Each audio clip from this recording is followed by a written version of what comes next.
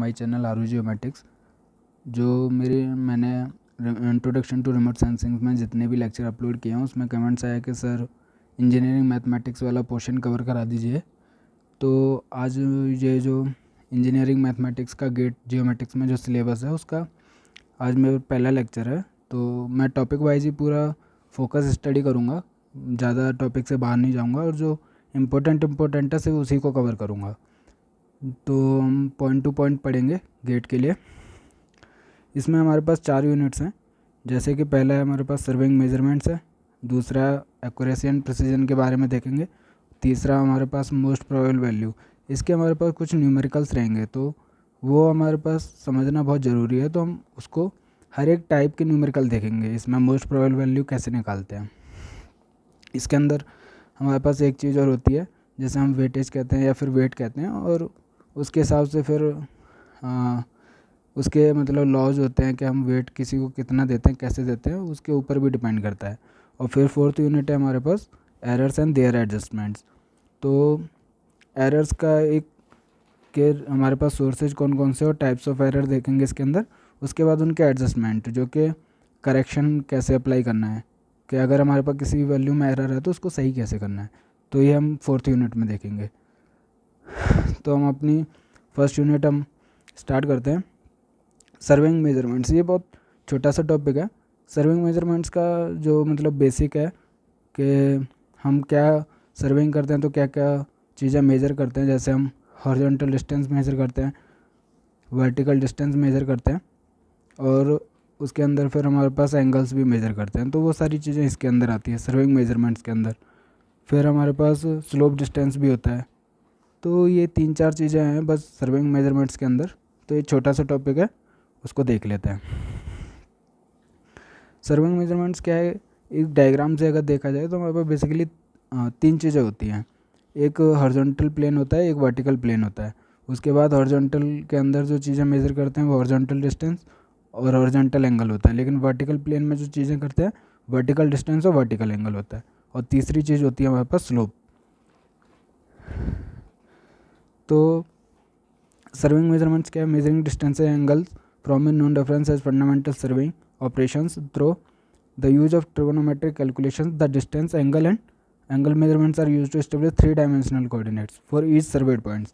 तो सर्वेइंग के अंदर अगर हमारे पास किसी पॉइंट का 3D कोऑर्डिनेट चाहिए तो उसके अंदर क्या चीज़ें चाहिए, हमारे पास NEZ चाहिए। NEZ का मतलब क्या है कि हॉरिजॉन्टल डिस्टेंस, वर्टिकल डिस्टेंस, और हमारे पास मीन्स उसका जेड एलिवेशन पॉइंट भी चाहिए। तो उससे हमें 3D कोऑर्डिनेट मिल जाता है।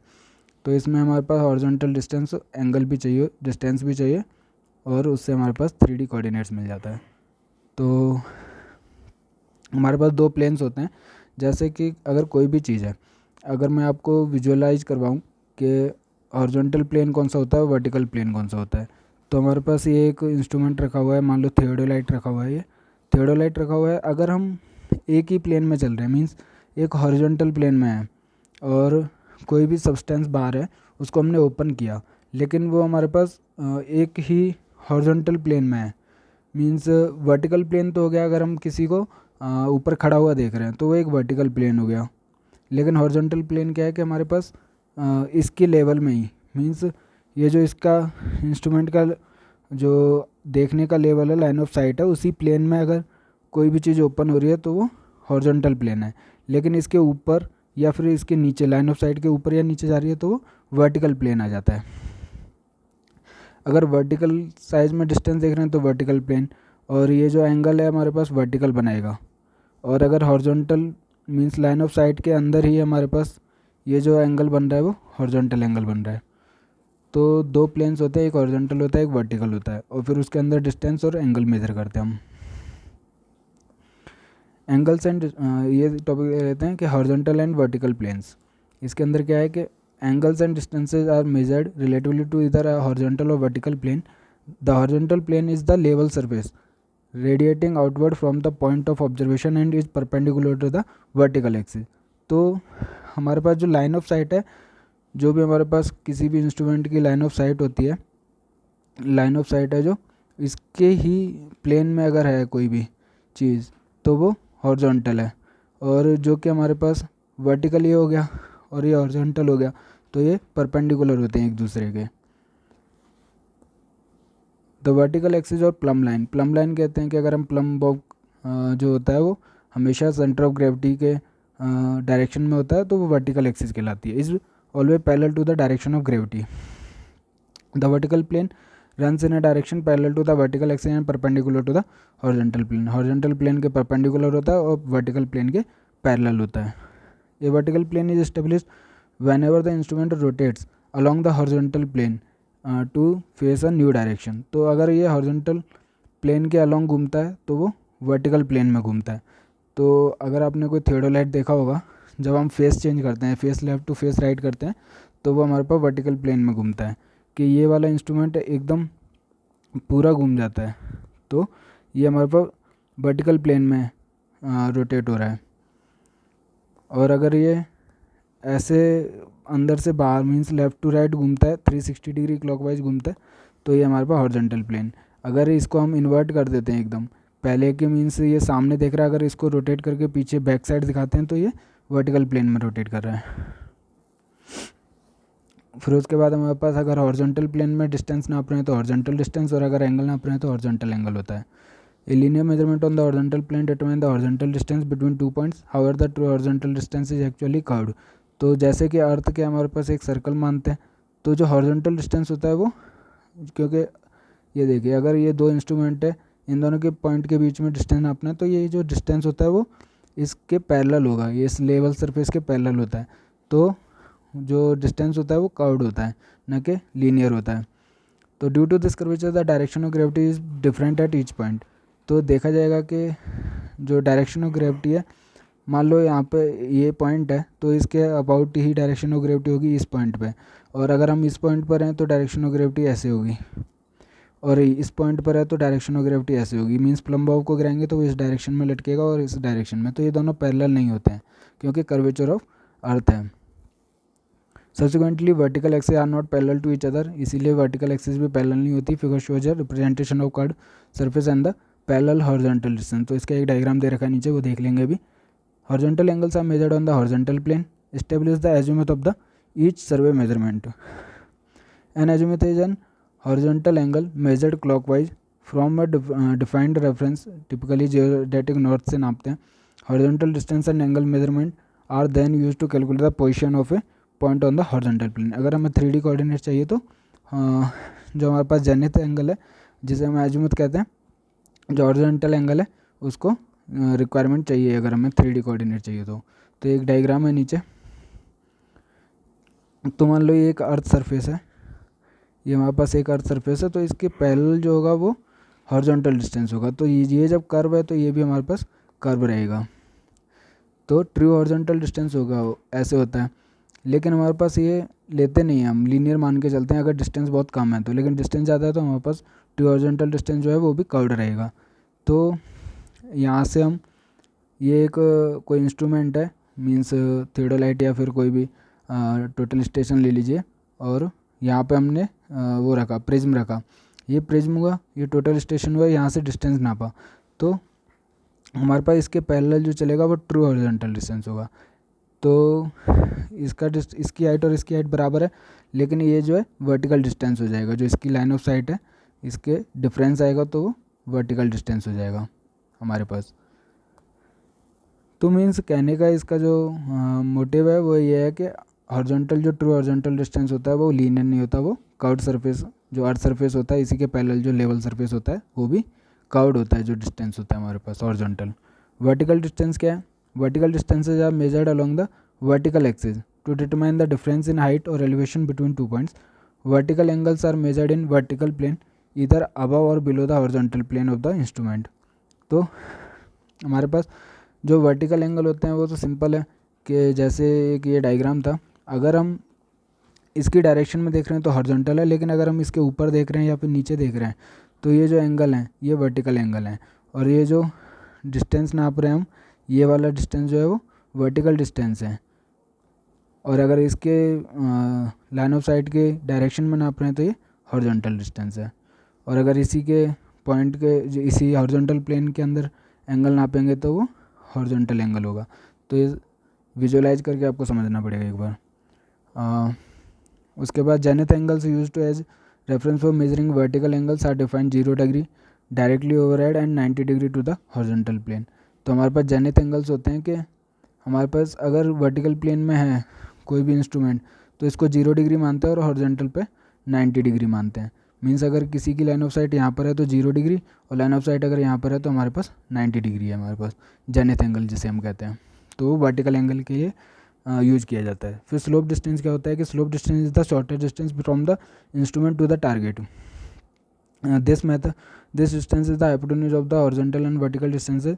The horizontal and vertical distance can be calculated if the slope distance and vertical angle is known. तो ये तो एक हाइपोटेन्यूज का एक थ्योरम है कि मान लो हमारे पास कोई इंस्ट्रूमेंट यहाँ पर था और हमने ये हॉरिजॉन्टल डिस्टेंस नापा, कोई भी एक पॉइंट था यहाँ पे, इसका हॉरिजॉन्टल डिस्टेंस, ये वर्टिकल डिस्टेंस हो गया, ये हॉरिजॉन्टल डिस्टेंस हो गया, ये हमारे पास क्या हो गया स्लोप डिस्टेंस हो गया, ये हमारे पास स्लोप डिस्टेंस हो गया। जो कि हाइपोटेन्यूज लगाएंगे तो स्लोप डिस्टेंस कितना हो जाएगा अंडर रूट का h square plus V square, horizontal distance plus vertical distance दोनों के होल स्क्वायर का स्क्वायर रूट। तो हमारे पास ये सर्वेइंग मेजरमेंट्स में क्या क्या चीज़ें मेजर करते हैं वो था यूनिट 1 में। यूनिट 2 में ये भी एक छोटी सी यूनिट है, बस एक एक्यूरेसी एंड प्रिसीजन हमें समझना है कि ये क्या होता है। इससे रिलेटेड हमारे पास लास्ट ईयर भी क्वेश्चन आया था और इम्पोर्टेंट है और बहुत ईजी टॉपिक है, बस 4 डायग्राम से आपको ये पूरा टॉपिक समझ में आ जाएगा। तो अगर इसकी डेफिनेशन देखी जाए कि एक्यूरेसी क्या होती है प्रिसीजन क्या होती है वो देख लेते हैं। दोनों चीज़ें अलग अलग हैं, हम एक्यूरेसी अलग होता है और प्रिसीजन अलग होता है।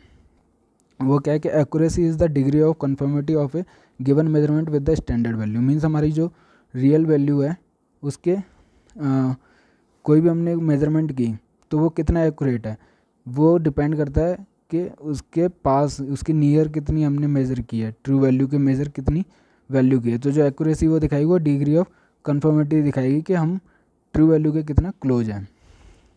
लेकिन प्रिसीजन क्या दिखाएगा, precision is the extent to which a given set of measurements agree with their mean. Means कि हम जो वैल्यूज़ मेज़र कर रहे हैं, जो ऑब्जर्व वैल्यूज़ हैं हमारी, जो ऑब्जर्व वैल्यूज़ हैं वो हमारे पास एक दूसरे के कितना क्लोज हैं। ट्रू वैल्यू से हम इनको कंपेयर नहीं कर रहे हैं, हम एक दूसरे मीन्स उनके अपने मीन से कितना क्लोज हैं, तो वो हमारे पास प्रिसीजन शो करता है। एक्यूरेसी जो है ट्रू वैल्यू के कितना क्लोज है और प्रिसीजन है कि मीन वैल्यू के कितना क्लोज हैं एक जो उसकी रीडिंग्स है हमारे पास। तो इस डायग्राम से समझ लेते हैं, डायग्राम से इजीली समझ आ जाएगा। हमने कोई शूटिंग लिया कि हमें जब हम किसी पुलिस में भर्ती होते हैं या फिर हम किसी कॉमनवेल्थ गेम्स वगैरह में शूटिंग जो होती है तो ये इस पर 10 पॉइंट्स मिलते हैं कि अगर उसने शूटिंग किया सबको मीन 4 वो मिले चांसेस मिले तो एक ने हमारे पास ये 4 पॉइंट मारे 1 2 3 4। अब यहाँ पे देखा जाए कि हमारे पास ट्रू वैल्यू तो ये है, यहाँ पे मान लेता तो सबसे ज़्यादा पॉइंट्स मिलते, लेकिन उसके 1 2 3 4 आए तो हमारे पास ये ट्रू वैल्यू के क्लोज तो हैं चारों के चारों और उसके साथ साथ क्या है कि चारों एक दूसरे के पास भी हैं। तो हमारे पास ये हाई प्रिसीजन और हाई एक्यूरेसी हो गया। Means all four shots are closely spaced about the target centre indicating both precision and accuracy. तो मीन्स क्या है उसकी एक्यूरेसी भी आई है। एक्यूरेसी क्यों आई है क्योंकि ये टारगेट के बहुत पास हैं, और प्रिसीजन आई क्यों क्योंकि ये चारों वैल्यू एक दूसरे के बहुत क्लोज हैं। फिर दूसरे आया कि हमारे पास दूसरे वाले ने क्या किया कि चारों शॉट उसके यहाँ पर लगे, चारों शॉट यहाँ लगे तो हमारे पास ये टारगेट वैल्यू से दूर हैं तो हमारे पास लेस एक्यूरेट हो गया, एक्यूरेसी लो हो गई, लेकिन एक दूसरे के क्लोज हैं, चारों शॉट जो एक दूसरे के क्लोज हैं तो प्रिसीजन हाई हो गया। हमारे पास क्या all four shots are closely grouped indicating good precision due to degree of repeatability. However the accuracy is poor because the shots are far from the centre of the target. जो target से centre of target है उससे दूर थी चारों के चारों shot, इसलिए एक्यूरेसी जो होती है वो लो हो जाती है। In figure C all the four shots are scattered near by the centre of target indicate low precision with high accuracy. अब थर्ड फिगर में देखा जाए तो हमारे पास चारों शॉट्स जो हैं एक दूसरे से दूर दूर हैं और साथ के साथ क्या है चारों शॉट एक दूसरे से दूर हैं लेकिन ये जो टारगेट वैल्यू है उसके क्लोज हैं। तो हमारे पास क्या है एक्यूरेसी तो हाई हो गई लेकिन प्रिसीजन लो हो गया क्योंकि चारों शॉट जो एक दूसरे के पास नहीं है, दूर दूर हैं लेकिन टारगेट वैल्यू के पास है, इसलिए एक्यूरेसी हाई हो गई। और हमारे पास ये जो डायग्राम है, फोर्थ डायग्राम, इसमें क्या है कि चारों शॉट जो एक दूसरे से दूर भी हैं और साथ के साथ टारगेट वैल्यू से दूर भी हैं। तो हमारे पास इसमें ना एक्यूरेसी आएगी और ना प्रिसीजन आएगा, दोनों चीज़ लो मिलेगी इसके अंदर। लेकिन जब हम सर्वेइंग करते हैं तो हमारे पास जो ऑब्जर्व वैल्यू होती है, मान लो हमें किसी भी जो ऑब्जर्व वैल्यू होती है, मान लो हमारे पास 2 मीटर है, हमें पता है कि ये जो डिस्टेंस है 2 मीटर है, लेकिन हम जब हम मेज़र करते हैं तो कोई लेकर आता है 2.01 और 2.02 और 2.03, 1.99। तो इसका मतलब क्या है कि ये टारगेट के बहुत क्लोज हैं, टारगेट के क्लोज हैं, तो इसका मतलब ये हाईली एक्यूरेट है। और प्रिसीजन भी इनका बहुत ज़्यादा दूर नहीं है, बहुत क्लोज ही है। इसका अगर मीन निकाला जाए तो हाई एक्यूरेट और हाई प्रिसाइज भी हैं। लेकिन मान लो कोई दूसरा बंदा जो है 2 मीटर के डिस्टेंस को कैसे नापता है, 2.05 नापता है, 2.06 नापता है, 2.07 नापता है और हमारे पास 2.04 नापता है। तो ये चारों वाले एक दूसरे के पास पास हैं, तो प्रिसीजन तो हाई है लेकिन एक्यूरेसी पहले के मुकाबले कम है। तो इन सिंपल वर्ड में देखा जाए तो एक्यूरेसी जो है हम मेज़र करते हैं जो हमारे पास स्टैंडर्ड और ट्रू वैल्यू है उससे कंपेयर की जाती है, कि जो भी हम मेजरमेंट कर रहे हैं वो जो हमारी स्टैंडर्ड वैल्यू है उसके कितना क्लोज पहुंच पा रहे हैं, वो एक्यूरेसी है। लेकिन जितनी भी मेजरमेंट की है हमने वो एक दूसरे से या उसके मीन से कितनी दूर हैं या पास हैं, वो प्रिसीजन नापा जाता है हमारे पास, उसको हम प्रिसीजन से नापते हैं। फिर हमारे पास यही 2 टॉपिक हो गए हमारे पास। उसके बाद नेक्स्ट टॉपिक है जो इम्पोर्टेंट है, लेकिन हम डायरेक्ट मोस्ट प्रोबेबल वैल्यू नहीं पढ़ेंगे। इससे रिलेटेड जो जितने भी क्वेश्चन या जितनी भी डेफिनेशंस हमारे जो एग्ज़ाम्स में पूछे जाते हैं उसको समझेंगे, या फिर हमारे आगे जितना भी यूज है उन डेफिनेशंस का उसको पहले हम समझेंगे।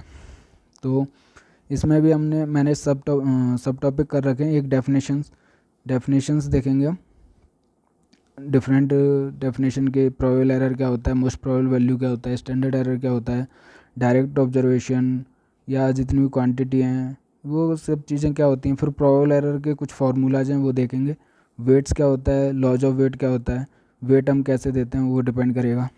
और ये सब जो है हमारे पास नेक्स्ट यूनिट जो है एरर है उसमें काम आएगा, तो हमें ये ध्यान से समझना है, टॉपिक को छोड़ेंगे नहीं हम।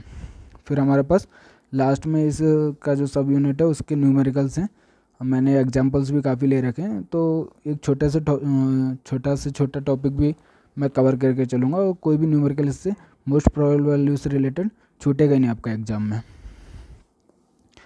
तो सबसे पहले डेफिनेशंस देख लेते हैं कि इंडिपेंडेंट क्वांटिटी क्या होता है। मैं डायरेक्ट समझा देता हूँ, आप ये मेरी PDF से पढ़ लेना। इंडिपेंडेंट क्वांटिटी के जो है वो किसी और वैल्यू पर डिपेंडेंट है ही नहीं। जैसे कि दोनों का एग्जांपल देता हूँ, एक डिपेंडेंट हो गया, एक कंडीशनड हो गया। कंडीशनड का मतलब है कि वो दूसरे पर डिपेंडेंट है, और इंडिपेंडेंट है कि किसी दूसरी वैल्यू पर इंडिपेंडेंट है। कि जैसे कि हमने कोई लेबलिंग की तो हम जब हम लेबलिंग करते हैं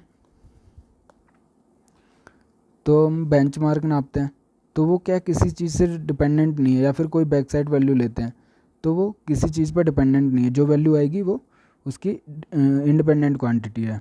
लेकिन कंडीशनड क्वांटिटी कौन सी हो गई कि हमने बोला कि एक ट्राइंगल है, तो हमें पता है कि ट्राइंगल के तीनों एंगल क्या होते हैं, इन तीनों का सम कितना होता है, 180 डिग्री होता है। तो इसमें क्या है, अगर हम इस एंगल को और इस एंगल को नाप लें तो ये एंगल अपने आप मेज़र हो जाएगा। तो ये एक कंडीशन हो गई कि A + B + C तीनों एंगल जो मिला के 180 डिग्री है। तो अगर 2 नाप लेते हैं तो तीसरा अपने आप निकल आता है। तो ये कंडीशनड क्वांटिटी हो गई जो डिपेंडेंट होती है एक और एक से ज़्यादा क्वांटिटीज़ पे। फिर है डायरेक्ट ऑब्जर्वेशन, जो हम डायरेक्टली ऑब्जर्व करें किसी भी चीज़ को, जैसे कि हमने कोई भी हॉरिजॉन्टल डिस्टेंस निकाल लिया, वर्टिकल डिस्टेंस निकाल लिया, तो वो डायरेक्ट ऑब्जर्वेशन हो गई। इनडायरेक्ट ऑब्जर्वेशन में क्या है कि हमारे पास कोई फार्मूला लगा के, जैसे कि हाइपोटेन्यूज से हम स्लोप डिस्टेंस निकाल लेते हैं, तो ये इनडायरेक्ट ऑब्जर्वेशन हो गई कि हमने हॉरिजॉन्टल डिस्टेंस निकाल लिया, वर्टिकल डिस्टेंस निकाल लिया, फार्मूला यूज करके स्लोप डिस्टेंस निकाल लिया। तो ये हमारे पास इनडायरेक्ट ऑब्जर्वेशन हो गई हमारे पास। फिर हमारे पास वेट ऑफ एन ऑब्जर्वेशन, ये इंपॉर्टेंट है। एक बार वेट को समझ लेते हैं कि जिसका ज़्यादा वेट होता है उतनी ज़्यादा हम उस पर भरोसा कर सकते हैं, ट्रस्ट वर्दीनेस होता है और उतना ही प्रिसाइज मानते हैं हम उसको। तो वेट क्या होता है, weight of an observation is a number giving an indication of its precision, कि कितना प्रिसाइज है वो और कितना ट्रस्टवर्दीनेस है when making a comparison with between several quantity of different worth. तो जितना ज़्यादा वेट होगा उसका उतना ज़्यादा ट्रस्टवर्दीनेस होगा, उतना ज़्यादा प्रिसाइज होगा जब किसी और क्वांटिटी जिसका वेट कम है उसके कंपेयर किया जाए तो। Thus, if a certain observation of weight 4, it means that it 4 times as much as reliable, उतनी ज़्यादा रिलायबल होता है as an observation of weight 1। तो वेट 1 के कंपैरिजन में हम 4 वाले वेट को ज़्यादा रिलायबल मानते हैं। when two quantities और observations are assume to be equally reliable, the अगर मान लो कि दो क्वांटिटी हमने मेजर की और इक्वली रिलायबल, तो हमको उनको वेट बराबर देना पड़ेगा या फिर यूनिट वेट देना पड़ेगा। और ऑब्जर्वेशन अगर जिनको हम वेट हम प्रोवाइड कर देते हैं कि ये इतने वेट की ऑब्जर्वेशन है, तो उनको हम वेटेड ऑब्जर्वेशन कहते हैं। Weighted when different weights are assigned to them. Observations are required to be weighted when they are made with unequal care and under dissimilar conditions. तो जितनी ज़्यादा लापरवाही होती है उतना कम वेट हो जाता है उसका। तो जितना अच्छे से एक्यूरेट किया जाए और मेज़र किया जाए, जितना अच्छे से मेज़र किया जाए सावधानी से और समझदारी से, तो उसका वेट बढ़ जाता है हमारे पास। इसका मतलब क्या है कि वो हम ट्रस्ट कर सकते हैं कि ये वैल्यू जो है ज़्यादा एक्यूरेट है हमारे पास as compare to the other value. Weights are assign to the observation और quantity observed in direct proportion to the number of observation. अब हम जिस मान लो एक ही डिस्टेंस को बार बार नाप रहे हैं, तो ऑब्वियसली हमारे पास एक ना एक बार वो डिस्टेंस जो है वो करेक्ट डिस्टेंस निकल ही आएगा। तो करेक्ट डिस्टेंस आ जाएगा, इसका मतलब हम उसके वेट को ज़्यादा प्रोवाइड कर सकते हैं। तो जितनी बार नापेंगे, जितनी ज़्यादा नंबर ऑफ ऑब्जर्वेशन रहेंगी किसी भी चीज़ की, तो उसका वेट हम ज़्यादा हो जाता है हमारे पास। Observe value of a quantity क्या है, जो भी हम मेज़र करते हैं कि मीन्स हमें पता रहे कि इतना एरर है इसके अंदर। तो जितनी भी एरर अगर हमें उस वैल्यू के अंदर पता है तो वो ऑब्जर्व वैल्यू की कहलाती है। और ट्रू वैल्यू ये है, ट्रू वैल्यू क्या होती है, जो absolute free from all error. ये इम्पॉसिबल है, मीन्स इतना मीन्स ट्रू एरर निकालना मुश्किल है और ट्रू वैल्यू भी निकालना मुश्किल है। तो हमारे पास ऐसा हो ही नहीं सकता कि किसी भी ऑब्जर्वेशन में कोई एरर ही ना हो। तो हमारे पास ट्रू वैल्यू जो क्वांटिटी की होती है वो निकलती ही नहीं है। तो true value of quantity it is the value which is absolutely free from all the errors. The true value of a quantity indeterminate since the true error is never known. तो हमें ट्रू एरर हमें मिलता ही नहीं है, तो इसका मतलब कि ट्रू वैल्यू हमें कभी पता नहीं चलती। और ट्रू वैल्यू कौन सी होती है, जिसमें कोई भी एरर ना हो। तो ऐसा मुश्किल होता है कि किसी भी ऑब्जर्व वैल्यू में एरर ही ना आए। फिर उसके बाद जब ट्रू वैल्यू हमें नहीं मिलती, तब हम आते हैं मोस्ट प्रोबेबल वैल्यू के पास। क्योंकि मोस्ट प्रोबेबल वैल्यू को ऐसा माना जाता है कि ये वो वैल्यू है जिसके चांसेस सबसे ज़्यादा हैं किसी भी और दूसरी वैल्यू से कि ये ट्रू हो सकती है, मीन्स ट्रू के बहुत क्लोज है। It is the one which has more chances of being true than has any other. It is deduced from several measurements on which it is based. तो ये हमारे पास मोस्ट प्रोबेबल निकालने के तरीके भी बहुत सारे हैं और उससे हम एरर को कम भी करते हैं। वो आगे हम देखेंगे कि मोस्ट प्रोबेबल वैल्यू कैसे निकालते हैं। लेकिन मोस्ट प्रोबेबल वैल्यू वो वैल्यू है कि किसी और क्वांटिटी के कंपैरिजन में ये ट्रू वैल्यू के बहुत क्लोज होती है। और ट्रू एरर क्या होता है, अब 3 एरर है हमारे पास। इन तीनों एरर को एक एक तरीके से समझते हैं। हमने क्या अब तक 3 वैल्यू देखी। एक हमने देखी ऑब्जर्व वैल्यू, एक हमने ऑब्जर्व वैल्यू देखी, मैं शॉर्ट फॉर्म में लिख देता हूँ। एक हमने ऑब्जर्व वैल्यू देखी, दूसरी हमारे पास क्या हुई, ट्रू वैल्यू हुई, और तीसरी हमारे पास क्या हुई, मोस्ट प्रोबेबल वैल्यू हुई। अब 3 वैल्यू हैं तो 3 एरर भी होंगे। एक होता है ट्रू एरर। तो ट्रू एरर में क्या है कि ट्रू एरर का मतलब है कि ये जो डिफरेंस है हमारे पास ट्रू वैल्यू और ऑब्जर्व वैल्यू मीन्स कि जो हमने मेजर किया है, तो इन दोनों के डिफरेंस को ट्रू एरर कहते हैं। और दूसरा एरर है most probable error. Most probable error क्या है कि ट्रू वैल्यू और मोस्ट प्रोबेबल वैल्यू के एरर को डिफरेंस को हम मोस्ट प्रोबेबल एरर कहते हैं। और रेजिडुअल एरर क्या बचा, ऑब्जर्व वैल्यू और मोस्ट प्रोबेबल एरर, उसको हम रेजिडुअल एरर कहते हैं। तो ये 1 मार्क्स का क्वेश्चन बन सकता है गेट में, और इसीलिए मैंने ये टॉपिक कवर किया है। पूछा भी जाता है, अगर नहीं भी पूछा जाता तो हमें इसकी नॉलेज होनी चाहिए। बेसिक कॉन्सेप्ट है हमारे पास मोस्ट प्रोबेबल वैल्यू निकालने का। तो ट्रू एरर क्या है हमारे पास, ऑब्जर्व वैल्यू और ट्रू वैल्यू के बीच का डिफरेंस। मोस्ट प्रोबेबल एरर क्या है हमारे पास, मोस्ट प्रोबेबल वैल्यू और हमारे पास मोस्ट प्रोबेबल वैल्यू और ट्रू वैल्यू के बीच का डिफरेंस। ये मैंने उल्टा लिख दिया। साइन हमारे पास प्लस माइनस हो सकता है एरर और करेक्शन का, क्योंकि करेक्शन जो होता है वो माइनस ऑफ एरर होता है। तो true value minus most probable value के इन दोनों का डिफरेंस क्या होता है, मोस्ट प्रोबेबल एरर होता है। और रेजिडुअल एरर क्या हुआ हमारे पास, मोस्ट प्रोबेबल वैल्यू और ऑब्जेक्ट वैल्यू के बीच का डिफरेंस होता है हमारे पास रेजिडुअल एरर। अब जब हम न्यूमेरिकल सॉल्व करेंगे मोस्ट प्रोबेबल वैल्यू के, तो हम नॉर्मल इक्वेशन बनाएंगे। तो हम देख लेते हैं नॉर्मल इक्वेशन होता क्या है। जैसे कि लास्ट ईयर 2 मार्क्स का एक क्वेश्चन आया था, उसमें भी मैंने जब प्रीवियस ईयर का पेपर सॉल्व किया था तो नॉर्मल इक्वेशन लिखी थी। तो जब हम मोस्ट प्रोबेबल वैल्यू के एग्जाम्पल्स अभी करेंगे आगे जाके, तो उसमें नॉर्मल इक्वेशन का यूज होगा। तो हम समझ लेते हैं नॉर्मल इक्वेशन होती क्या है। It is the one which is found by multiplying each equation by the coefficient of the unknown whose normal equation is to be found. तो and by adding the equation thus found. तो हमारे पास इसमें एक चीज़ है कि normal equation कितनी बनेंगी, जितने हमारे पास नंबर ऑफ अननोन्स होंगे। तो जितने नंबर ऑफ अननोन्स उतनी नंबर ऑफ नॉर्मल इक्वेशन। तो जो भी अननोन है उसके कोफिशिएंट से उस इक्वेशन को मल्टीप्लाई करके, और फिर जितने भी अननोन्स हैं उसके कोफिशिएंट से मल्टीप्लाई करके उनको सम कर देते हैं, एडिंग कर देते हैं उन इक्वेशंस को, तो वो उस कोफिशिएंट की नॉर्मल इक्वेशन हो गई। अब अगर मैं दूसरे अननोन की नॉर्मल इक्वेशन लिखनी है, तो उसका जो कोफिशिएंट है उससे पूरी इक्वेशन को मल्टीप्लाई करके और जितनी भी इक्वेशंस हैं उनका सम करके, तो वो उस कोफिशिएंट की नॉर्मल इक्वेशन हो जाएगी, उस दूसरे अननोन की नॉर्मल इक्वेशन हो जाएगी। वैसे ही है कि जितने भी अननोन होंगे हमारे पास उन सब की अलग अलग नॉर्मल इक्वेशन होगी। तो जब नॉर्मल इक्वेशन लिख देते हैं, तो जो मोस्ट प्रोबेबल वैल्यू होती है अननोन की, उसको हम फाइंड आउट कर सकते हैं नॉर्मल इक्वेशन के थ्रू। तो ये हम एग्जांपल में देखेंगे तो ज़्यादा अच्छे से समझ में आएगा। मेन इसमें क्या है कि जितने नंबर ऑफ अननोन्स होंगे उतनी नंबर ऑफ इक्वेशंस होंगे, नॉर्मल इक्वेशंस होंगी हमारे पास। अब हमारे पास इसके अंदर दूसरा सब टॉपिक क्या है, प्रोबेबल एरर। प्रोबेबल एरर का एक तो ये फॉर्मूला याद रखना है। फॉर्मूला क्या है कि प्लस माइनस का 0.6745 root summation of we square upon में n-1। इसको हम क्या है, स्टैंडर्ड एरर भी कहते हैं। तो मीन स्टैंडर्ड एरर कहते हैं, वो आगे भी आएगा। तो ये निकालते कैसे हैं, इसका भी एक मैंने एग्जांपल ले रखा है इसमें। तो ये फॉर्मूला याद कर लीजिए, क्योंकि इसको भी पूछते हैं कभी कभी 1 मार्क्स के क्वेश्चन में कि प्रोबेबल एरर किस के बराबर होता है, तो ऑप्शंस में दिया जाएगा। और ये वी स्क्वायर क्या होता है और ये एन क्या है, एन तो नंबर ऑफ ऑब्जर्वेशंस है, लेकिन ये वी स्क्वायर क्या है, वो मीन से जो मीन से किसी भी सिंगल ऑब्जर्वेशन को डिफरेंस का करके लिखते हैं, तो वी होता है उसका स्क्वायर करके समेशन कर देते हैं। तो ई एस क्या है हमारे पास, प्रोबेबल एरर है सिंगल ऑब्जर्वेशन का। और वी क्या है हमारे पास, वी कह लो या फिर म्यू कह लो, न्यू कह लो, difference between any single observation and the mean of the series and number of observation. तो इसका भी एग्जाम्पल भी लिया है, वो आगे देख लेंगे, पहले फॉर्मूलाज देख लेते हैं। तो वो हमारे पास सिंगल ऑब्जर्वेशन का था, और कभी कभी ये वाला का भी न्यूमेरिकल पूछा जाता है कि हमारे पास प्रोबेबल एरर ऑफ मीन क्या होता है, या फिर probable error of an average क्या होता है। इसके अंदर क्या है कि जो मोस्ट प्रोबेबल वैल्यू होती है, जो हमारे पास सिंगल ऑब्जर्वेशन का एरर आता है, उसको रूट एन से डिवाइड कर दो, या फिर उसको मल्टीप्लाई कर दो रूट एन बाई एन से।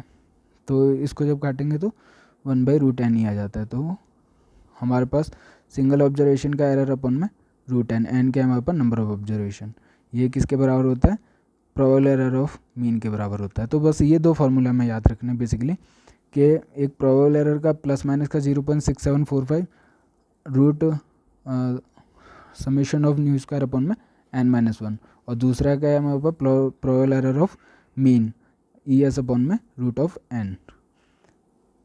और प्रोबेबल एरर ऑफ सम क्या होता है, summation of v1 square plus summation of v2 square, जितने भी एरर हैं उनका स्क्वायर का रूट करके। When n measurements, probable error of a सम क्या है, when A measurement is the result of sums and differences of several observations having different probable errors E1 E2 En। तो इनका जो प्रोबेबल एरर जितने भी आते हैं उन सब का स्क्वायर करके सम करके रूट कर देते हैं, तो वो जितनी भी मेजरमेंट्स होती हैं उन सब का प्रोबेबल एरर आ जाता है। जैसे स्टैंडर्ड डेविएशन निकालते हैं किसी भी रूट का, तो जैसे पाथ का निकालते हैं किसी भी स्टैंडर्ड डेविएशन, तो उनका जो स्टैंडर्ड एरर होता है उसका स्क्वायर करते हैं, उनका सम करते हैं और स्क्वायर रूट कर देते हैं। तो वैसे ही सेम टू सेम है कि जितनी भी प्रोबेबल एरर आ रहे हैं उसका स्क्वायर करके सम करके रूट कर देना है, तो मेजरमेंट का प्रोबेबल एरर आ जाएगा। फिर हमारे पास मोस्ट प्रोबेबल वैल्यू, मैंने पहले ही पढ़ा रखा है कि मोस्ट प्रोबेबल वैल्यू क्या होती है। मोस्ट प्रोबेबल वैल्यू है it is the one which has more chances of being true than any other, it can be proved from the theory of errors that. तो हमारे पास ये है कि मोस्ट प्रोबेबल वैल्यू अगर इक्वल वेटेज का है तो उसका अर्थमेटिक मीन होगा जितनी भी ऑब्जर्वेशंस हैं, और अगर अनइक्वल वेटेज है मतलब हर एक ऑब्जर्वेशन का वेट इक्वल नहीं है, अनइक्वल वेट है, तो हमारे पास वो वेटेड अर्थमेटिक मीन जो होगा वो मोस्ट प्रोबेबल वैल्यू हो जाएगी उसकी क्वांटिटी जो होगी। तो ये अभी समझ में नहीं आएगा भले आपको, लेकिन जब हम न्यूमेरिकल करेंगे तो मैं आपको अच्छे से इसका कि मैंने जो पहले पढ़ा रखा है जो मीन्स जो अभी पढ़ा रहा हूँ मैं वहाँ पर भी डिस्कस करूँगा जब मैं न्यूमेरिकल कराऊँगा आपको। फिर उसके बाद हमारे पास एवरेज एरर होता है। एवरेज एरर सिंपल है कि एक एवरेज ले लिया हमने कि an average error of in series of observation of equal weight is defined as the arithmetic mean of separate errors taken all the same sign either plus or minus. तो इसमें हम क्या है प्लस माइनस जो हम कर रहे थे इसमें क्या सेम साइन लेना है। एवरेज एरर निकालना है तो अगर प्लस आ रहा है किसी भी कोई भी प्रोबेबल एरर है तो प्लस लेना है, माइनस आ रहा है तो माइनस लेना है। और एरर जो होता है वो हमारे पास अगर याद रखना है तो EMT याद रखिए, measured value minus true value, EMT याद रखिए। Error is equal to measured value minus true value, और करेक्शन क्या होगा इसका उल्टा हो जाता है, true value minus measured value होता है हमारे पास। फिर मैंने आपको ये MSE अभी डिस्कस किया था, मीन स्क्वायर एरर क्या होता है जो उसके अंदर का था, मीन्स इसमें n-1 नहीं लेते, इसमें √n लेते हैं हमारे पास। It is equal to the square root of the arithmetic mean of squares of the individual error summation of we square upon में √n। वहाँ पर क्या था हमारे पास प्लस माइनस का 0.6745 सिग्मा मीन्स रूट का summation of nu square upon में n-1 था जो प्रोबेबल एरर था सिंगल ऑब्जर्वेशन का, और यहाँ पे हमारे पास √n है। एग्जाम्पल्स ले रखा है, लेकिन यहाँ से क्या हमारे पास देखो न्यूमेरिकल पार्ट शुरू हो जाएगा। इसके बाद हम मोस्ट प्रोबेबल वैल्यू और वेट्स कैसे देते हैं वो चीज़ देखेंगे। तो ये सब हम नेक्स्ट लेक्चर में देखेंगे। यहाँ से डिटर्मिनेशन ऑफ, ये 4th पॉइंट था हमारे पास इस चैप्टर का, इस यूनिट का हमारे पास 4th है कि determination of the most probable values, ये हम नेक्स्ट लेक्चर में कवर करेंगे। और अगर आपको मेरी वीडियो पसंद आई है तो प्लीज़ लाइक कीजिए, शेयर कीजिए और मेरे चैनल को सब्सक्राइब कीजिए। और अगर आपको कोई भी डाउट है या फिर इसमें कुछ भी समझ नहीं आ रहा है आपको, तो प्लीज़ आप मेरे को इस वीडियो के कमेंट में लिख दीजिए, और जो भी डाउट होगा मैं उसको आपको क्लियर कर दूंगा।